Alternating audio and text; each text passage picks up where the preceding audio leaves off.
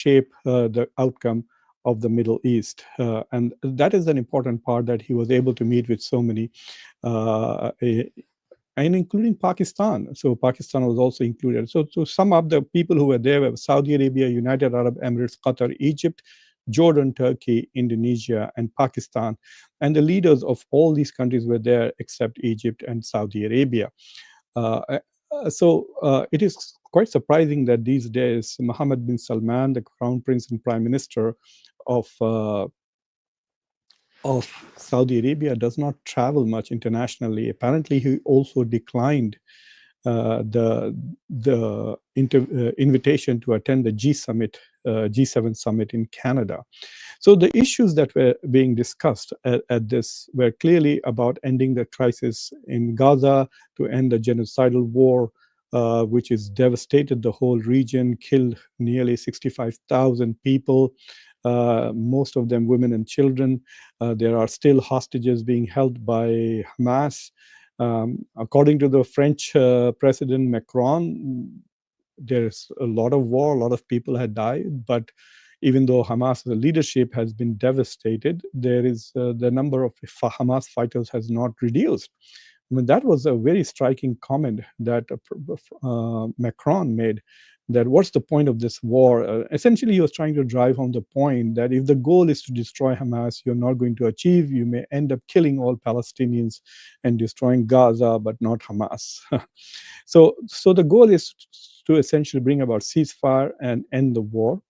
Donald Trump has proposed a plan to these 8 countries. They are looking at it, and they're going to come back with it.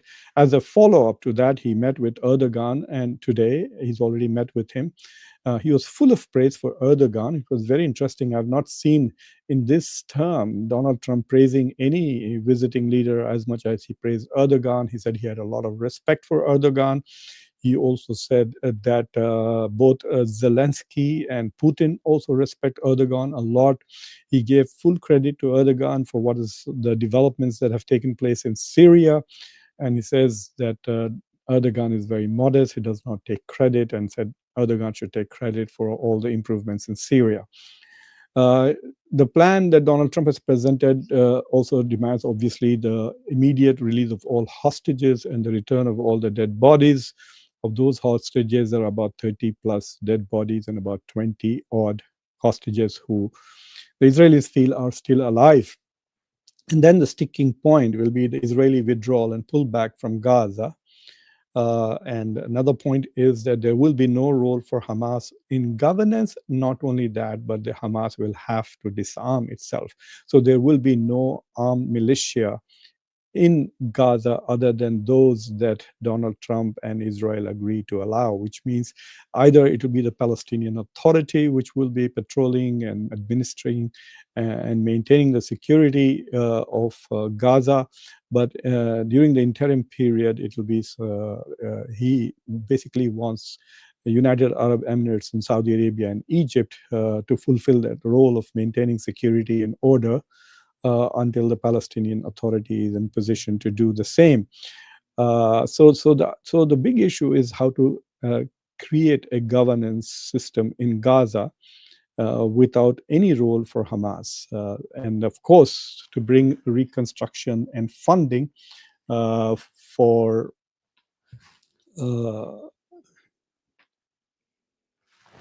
to bring reconstruction and funding to the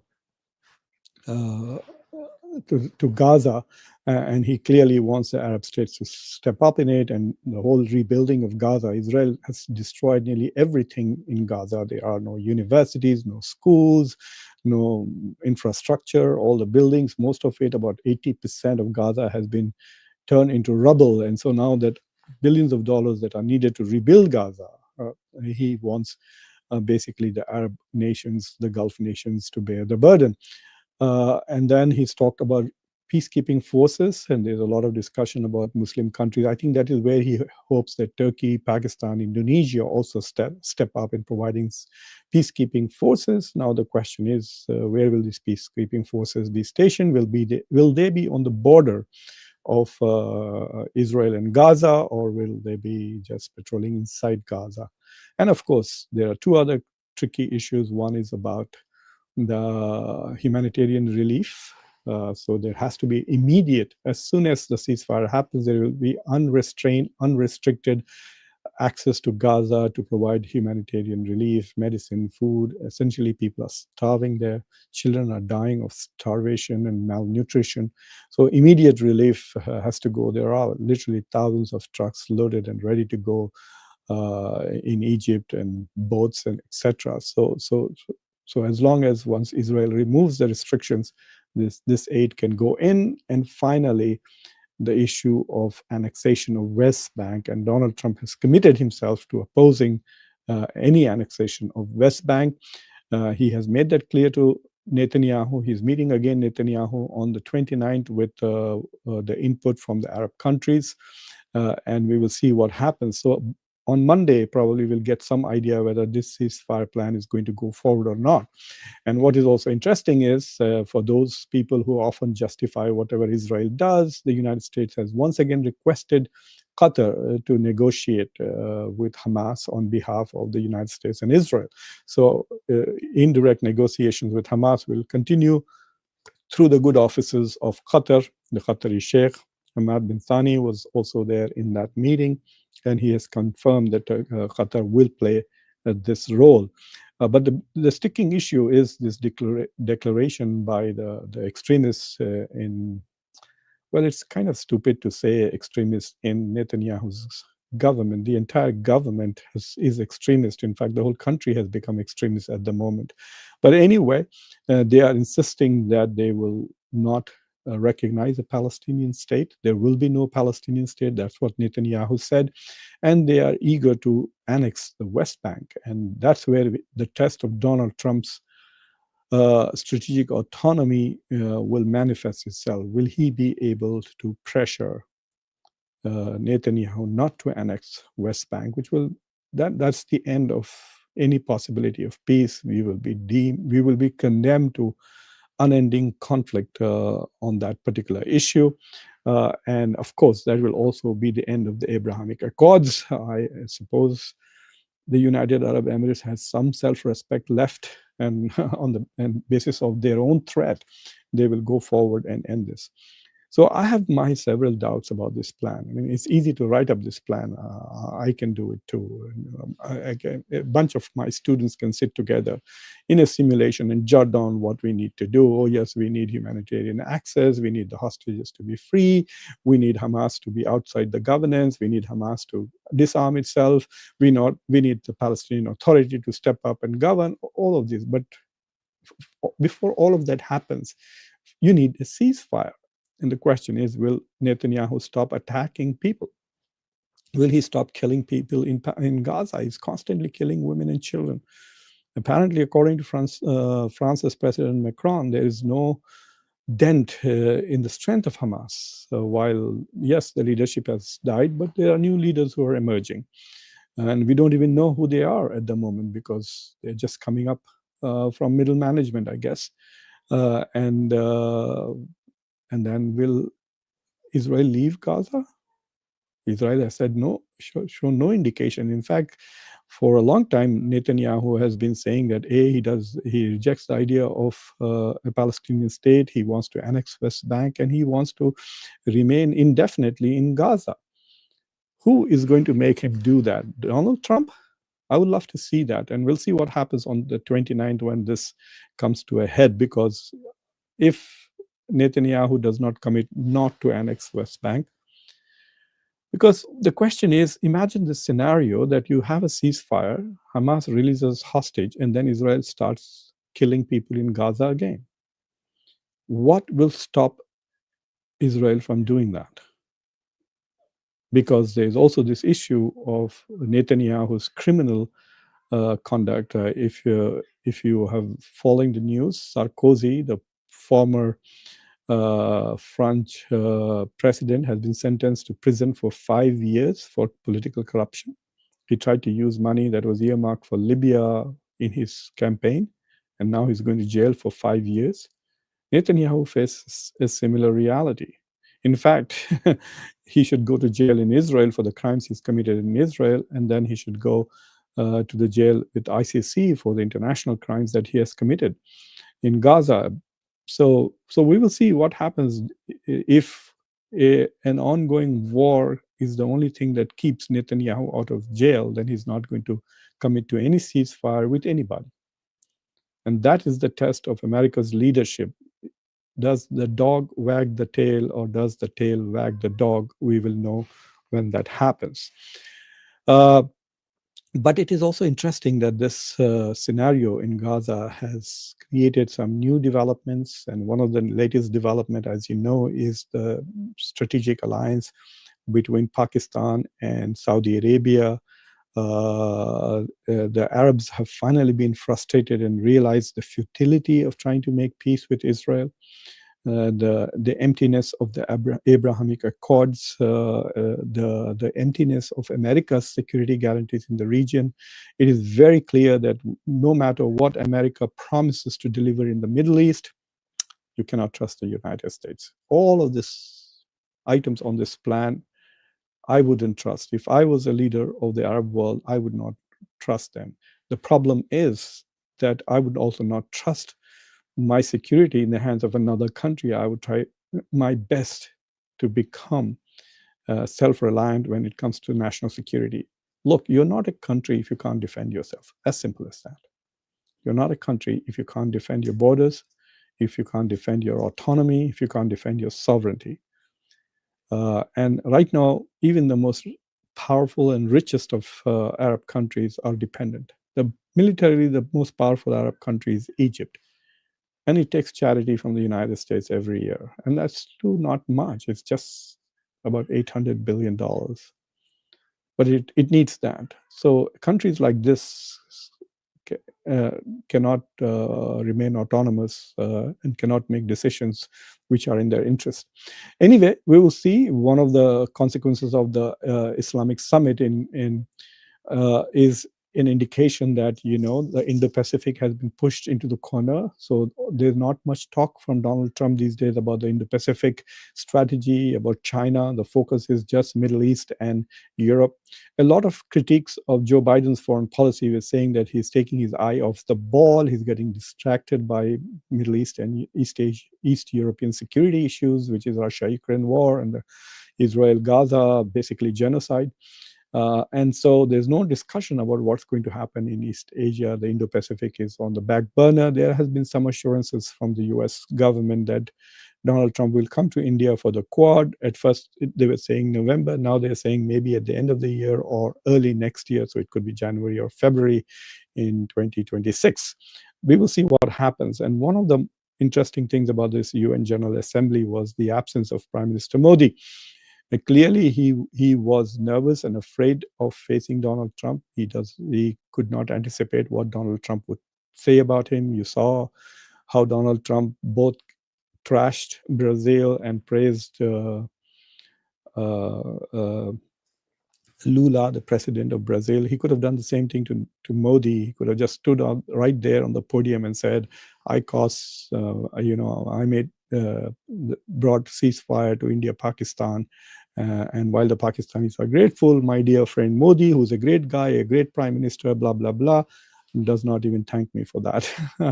It is to avoid such an awkward moment that I think Prime Minister Modi is sulking back at home while others are making hay. And one of the interesting things that has happened is Shehbaz Sharif, who met Donald Trump briefly on the sidelines of the UNGA meeting, has now got an invitation to the White House. So this morning, Erdogan met with Donald Trump to further discuss the Gaza crisis and his role, and also in Syria.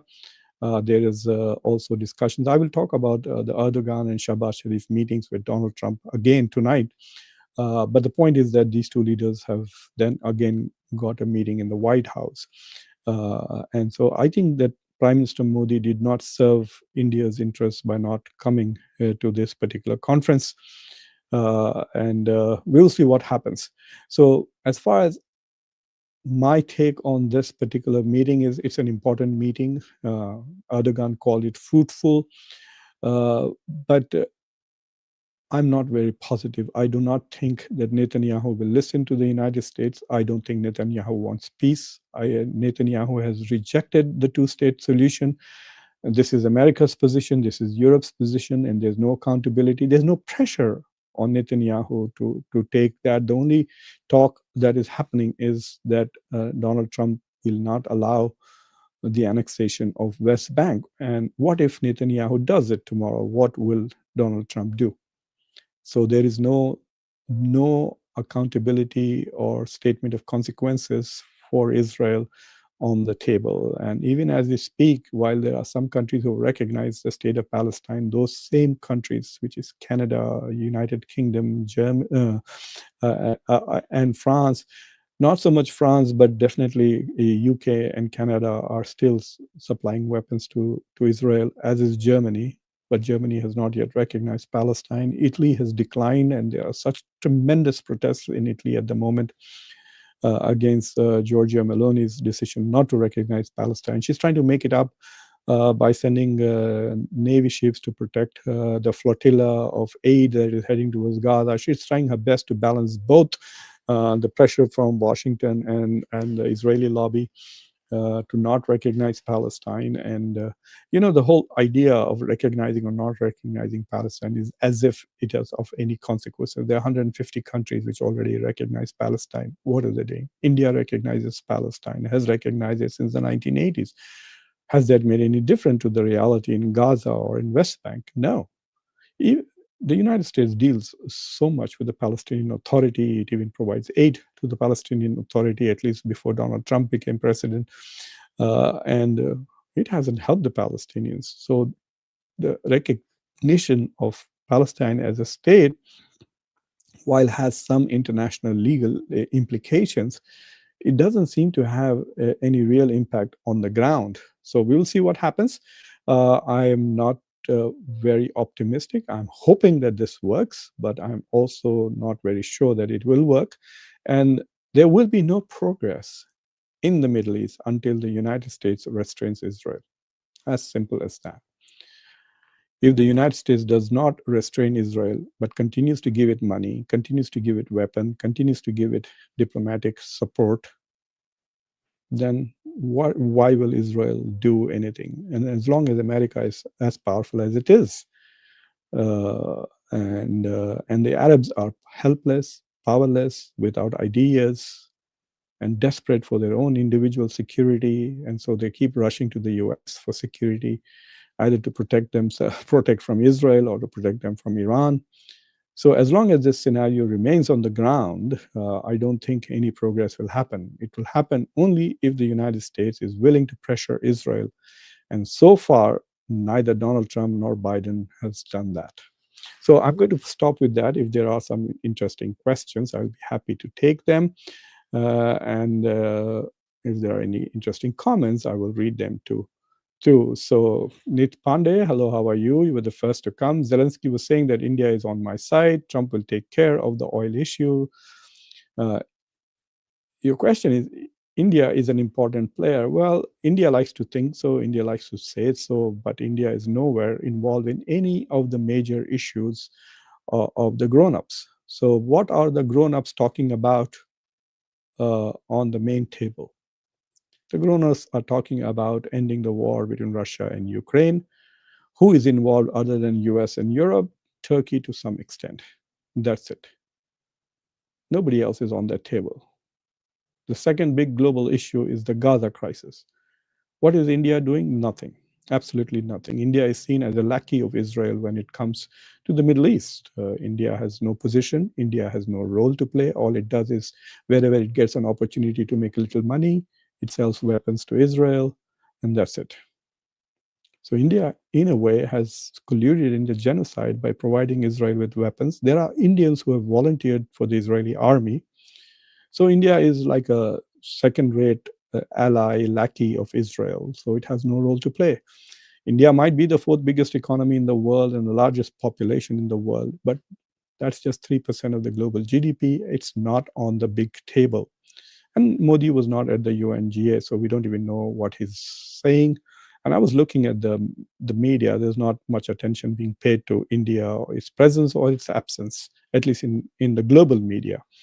So India is just stuck with its own issues, its own tariffs. And even during his speech, Donald Trump basically smacked India by blaming India and China for the war with Russia. And then he also said again that it was he who brought about a ceasefire between India and Pakistan. So in that sense, India is not relevant. And Zelensky is just trying to say that because he wants to get India to stop buying Russian oil. Because, yes, it's $65 billion, and Russia is using that in the war against Ukraine. Oh, Nit, I'm doing fine, Alhamdulillah. I'm much better than I was several years ago. So I've lost some weight, and I'm also quite healthy. I used to play tennis a lot, but now I walk a lot and go to the gym. So thank you for asking. I'm doing well, Alhamdulillah. My second question is, India, Arab countries पे कितना dependent है? So both, there's a mutual dependence, interdependence between India and Arab countries. Arab countries depend on India for labor, for skilled labor as well as unskilled labor. Increasingly, most of the skilled labor comes from India, whereas unskilled labor comes from other parts of the world, such as Pakistan and Bangladesh, etc. But most of the managerial class, entrepreneurial class are from India. Apparently in Dubai, 22% of the real estate in Dubai is now owned by Indians. Indians are bigger than Russians, the British, the Saudis, and the other Europeans in investing in United Arab Emirates. Before Russia became a major source of Indian oil, Saudi Arabia, Iraq was number one. UAE and Saudi Arabia were the three biggest suppliers of India's energy. They still are very important, even though Russia has now become number one. India has $100 billion, close to $100 billion trade with United Arab Emirates, and also with Saudi Arabia. UAE are in the top 10 trading partners of India. And India gets its natural gas from Qatar. But more importantly, there are close to 10 million or 1 crore people from India who work in the Gulf countries, and they're sending a lot of remittances. If the relationship goes bad between the two countries and those people have to come back, then India will be under pressure to create another literally 10 million jobs for these people who are forced to come back. I know a couple of my classmates from engineering who work in the Middle East and who are now retiring because they are reaching retirement age. They were a couple of years older than I was, and they're not finding jobs in India, even though they have had 30 plus years of senior management level positions in the Middle East. So yes, India depends heavily on these countries, even though Indians have tried to stab them in the back. Especially the Qatari episode was terrible. Former Indian Navy people who were working in Qatar in their security environment in the Navy were spying for Israel. So I think there will be a lot more distrust of Indians in the Middle East, but they need Indians. So both sides are dependent on each other. India needs them for energy. India needs them for jobs. India needs them for investments. UAE has invested a lot in India.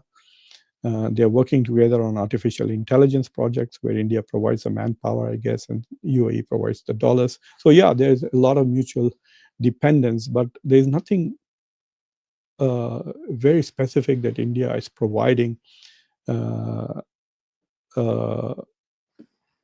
Gulf countries that cannot be replaced. So the things that India is providing the Gulf, they can get them other places.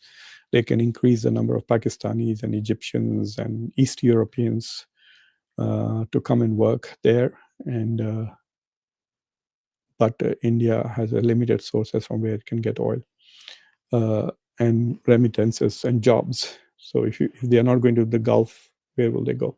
So yes, both sides need each other, but I think that relationship could change, especially after the Saudi-Pakistan military deal, and if that is extended to include Qatar and United Arab Emirates. Riaz Khan, Assalamu alaikum. Okay, you want me to reflect on Allama Iqbal? Okay. Nadeem Beg, salam to you. Saboon, good morning. I was watching Honorable President Donald Trump with President Raja, but I see notification. I'm here. Good. Thank you very much. Thank you. You must have seen it seems to be going very good for Erdogan. Donald Trump said, I have a lot of respect for Erdogan, for this man. He should take credit for all the wonderful things that are happening in Syria. And he also said he had a lot of respect for Erdogan. And so there is a lot of discussion that Turkey will be included back into the F-35 project from which it was excluded by Trump in his first term. He did not complain too much about Turkey continuing to buy Russian oil. Turkey, along with Hungary and Slovenia or Slovakia, one of the two, is the top three EU NATO countries who are buying Russian oil. He did not harp on that much. But for those who are in India, today should be a very bad day, because during Operation Sindoor, the two countries, the countries that stood with Pakistan was Turkey, and today Turkey as well as Pakistani heads are meeting with Donald Trump. India values these things a lot, right? In India, Modi hugged so-and-so, Modi shook hands with Macron, Macron walked with him on the red carpet, and all of this talk matters a lot in India. So it must be a difficult day for people who are watching this, seeing Erdogan and Shehbaz Sharif and Asim Munir being received again in Washington. So since Donald Trump met Narendra Modi, this will be Asim Munir's second visit to the White House and third visit to the United States in the past 3 months. Samir Saurabh Upadhyay, hello, how are you? Good evening to you too. Neelkant Sahu, these are all members of conversation. Good evening, and thanks, sir, for good topics. Kindly clarify what the European and USA want. Want from whom?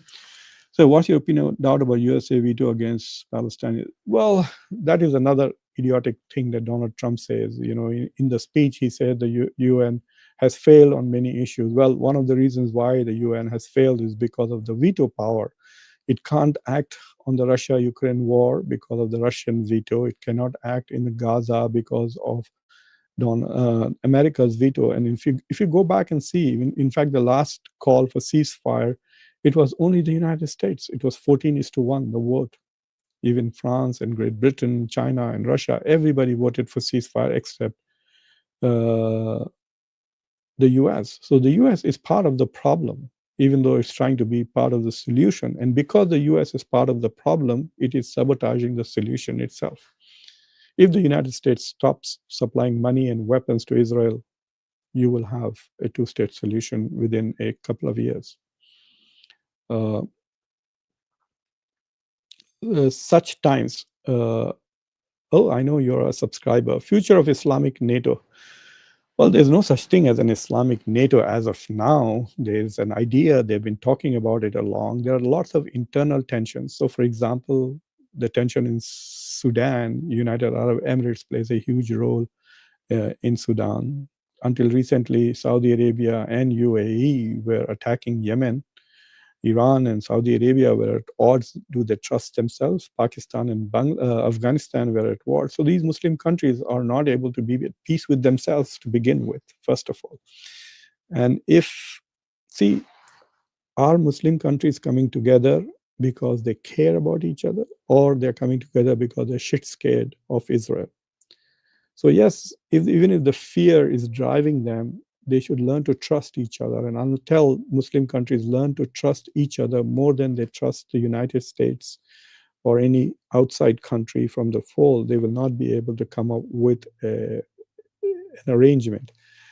This is the first time that NATO has a crisis with Donald Trump, but otherwise, Western countries are more or less united, whether it's in G7 or G20 or EU or NATO. And that's why that collective security arrangement works more or less. Even now, Donald Trump, with all his opposition, is still providing weapons to NATO. And those weapons are going to Ukraine to fight the war. So we will see. We will see this idea has to begin. Will Pakistan, Turkey, and Iran, countries which have reasonable military capabilities, are they willing to stand? Like if tomorrow Israel attacks Oman or Bahrain, you think Pakistan and Iran and Turkey and Saudi Arabia will attack Israel or defend it? That is the question mark. So there's a big question mark on the future of NATO, but on small issues, they will work. And I can tell you this much, that while they may not be able to stand up to Israel and the US, there are others. The problem for India, for example, will be far more serious, that they can impact, because India is alone. India has no friends, no allies. And so India stands alone, and like it did during Operation Sindoor. And except in some Indians, nobody was impressed with Operation Sindoor worldwide. You can see the stock or prestige of Pakistan has increased so much since Operation Sindoor. They trust Pakistan to defend it against Israel. The Saudis are impressed, the Qataris are impressed, which means more money will flow to Pakistan now. It will become a stronger country. Donald Trump is so impressed with Asim Munir that he's meeting him for the second time in the White House. In the past few months, he hasn't met with Modi even once. Since then, he met Modi last time was in February. They might meet in Malaysia, but we will see what happens. Uh, such times, your second question is too difficult. It will need a whole show. Netanyahu will continue the fighting till US president stop. Yes, Wasim, you're correct. SMS, good evening. Hello, SMS. Doesn't matter. You can see it back. You can see the same thing back. Sometimes when I'm doing a live show, I tend to repeat a little bit if people come a bit late. So you haven't missed much.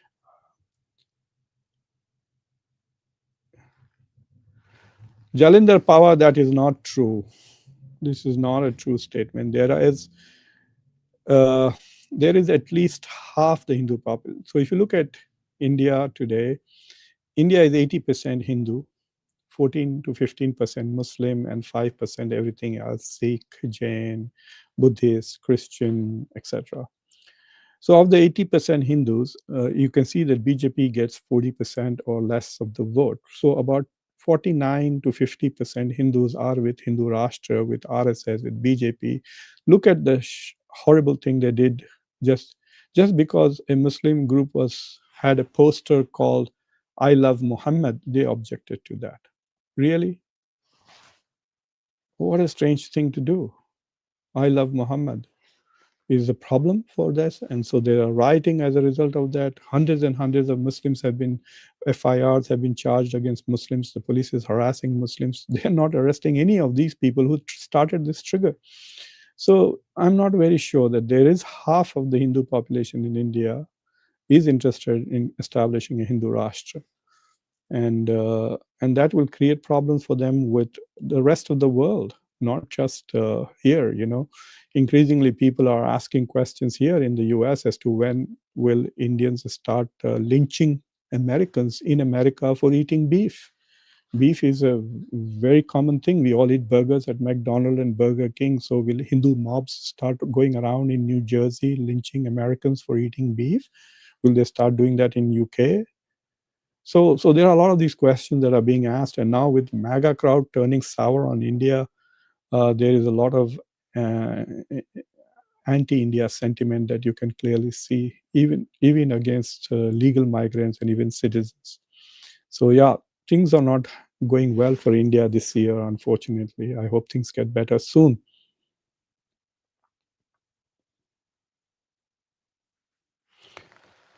This is an interesting question from SMS. SMS is the conversations member. India and China, especially India, attract global companies mainly because of their huge populations and buying power, but collectively a stronger purchasing power. Yes, but India is blocking. India is protecting its market. So what's the point? Like if you have, say, 10 people largest population in a country, but you don't let me sell you burgers, you don't let me sell you things, you're constantly putting tariff barriers and non-trade barriers. So what's the point? You could be the biggest market in the world. If you don't give me access, it's not important. So that is the complaint that Donald Trump has, right? He can't sell soya beans in India. It's a big product here. He can't sell maize. He can't sell cheese. He can't sell milk. So it doesn't matter whether you're 1.5 billion or 5 billion or 10 billion people. As long as you keep your market protected, that's not attractive at all.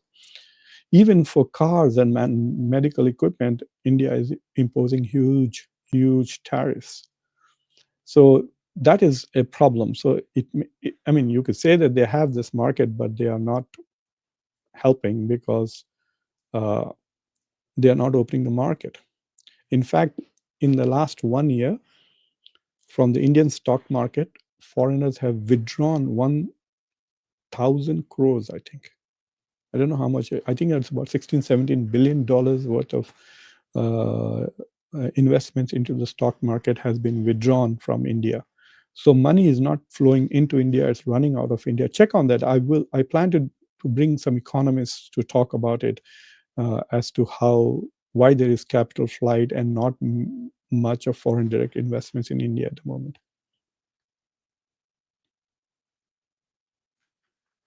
SMS, yes, I did a whole show on that. If you see the show, why Muslim countries are not supporting Iran, in that I estimated that Muslim economy GDP total is about $12.9 trillion, and there are 9 million people in Muslim armies combined.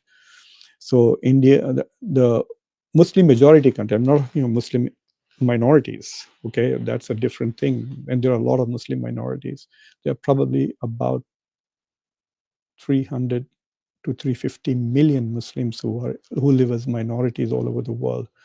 So if you just look at Muslim majorities, they are over $12 trillion. And so they are the fourth biggest market after US, fourth biggest economy after US, Europe, and China, after US, China, and Europe. So they are 3 times bigger than India.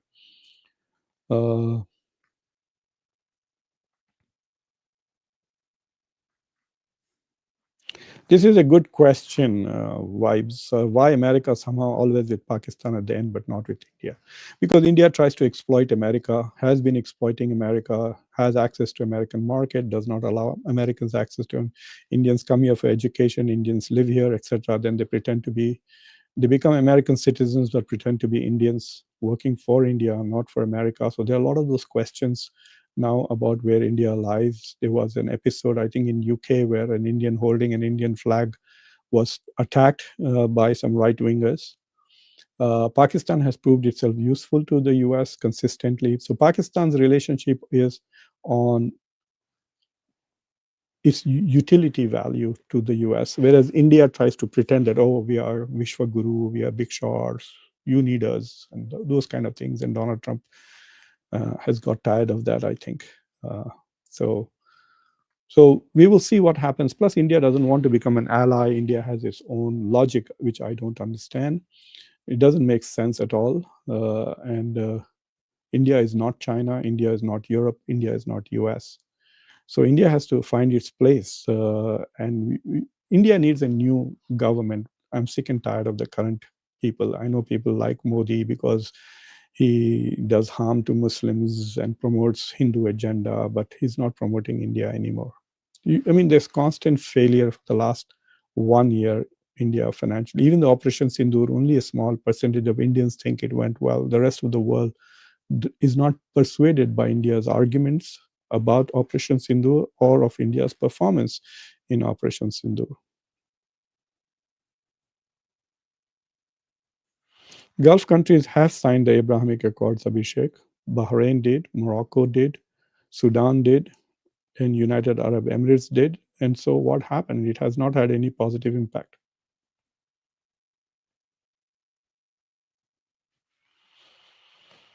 Oman has not signed the deal yet, Emir Khan. Yeah, there's this problem going on in 4 people killed in protests for statehood in Ladakh, and it's very scary because it's very close to China, very close to Nepal. What happened, and I don't know what's going to happen with Ladakh. It's not a good sign because this is on the border. This is close to the Galwan territory where India and China had problems. So if India is not very careful, if Modi does his stupid kind of thing like he did with Manipur, not going there, not taking care of it, trying, giving weapons to Hindus, so they started killing Christians in Manipur. If they do all those kind of stuff in Ladakh, then the Chinese probably will start supplying weapons, etc., to Ladakh, and you could have a terrible situation. I hope none of that happens, and I hope some sensible leadership prevails. Yeah, but it is a dangerous development in Ladakh. All right, guys, thank you very much for watching Conversations. If you're not subscribed to the channel already, please do so. Like this video, press the bell icon, and share this video with your socio-political network. I'll be coming back tonight again to talk essentially about the two meetings, Erdogan and Shehbaz Sharif, and also give you an update on the trade negotiations that are going on right now here in Washington, D.C. India's Trade and Commerce Minister Piyush Goyal is here, and so there is expectation that there might be some breakthrough. Steve Witkoff keeps saying that there's going to be a breakthrough on the Gaza issue, there's going to be a breakthrough on the India bilateral trade agreement issues, and we will see what is going to happen. And of course, at least the H-1B regulations have been settled. There are, of course, legal cases that people have filed against the H-1B rule, but I think Donald Trump is going to win those cases. So anyway, thank you for watching, everybody. Take care. Bye.